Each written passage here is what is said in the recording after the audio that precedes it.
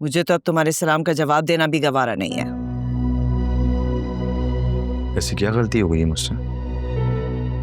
आइंदा तुम ना मेरे ऑफिस आओगे ना मेरे घर। पेमेंट जहां कहोगे तुम्हें पहुंचा दी जाएगी। लेकिन इस नाराजगी की वजह जान सकता हूँ? एक शरीफ आदमी की इज्जत उछालना।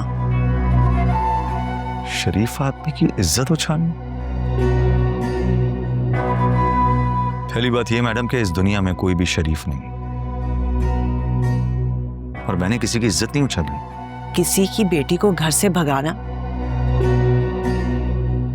ये उसकी इज्जत उछालना नहीं है? आपको गलत बताया। मैंने हादिया से यहां तक कहा था कि तुम अपने अब्बू को मेरे लिए राजी करो। अगर ऐसा ना हो तो तुम्हारे अब्बू जहां कहें वहां जाके शादी करना। तो फिर क्या मैडम? शादी के वक्त जिस दिन बारात आप लोग लेकर आ रहे थे उस दिन हादिया ने सबको धोखा दिया, यहां तक कि मुझे भी। मेरी इजाजत के बगैर मेरे घर आ गई। मैंने उसकी बहुत मिन्नत की कि तुम ये गलत कर रही हो हादिया, तुम अपने घर जाओ। इस वक्त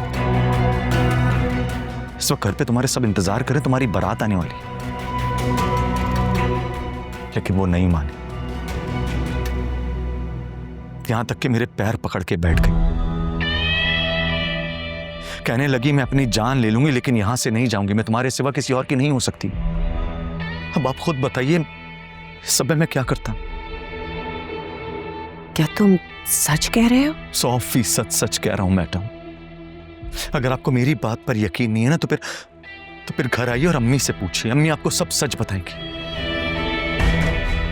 बल्कि मेरी मां ने भी हादिया की बहुत मिन्नत की है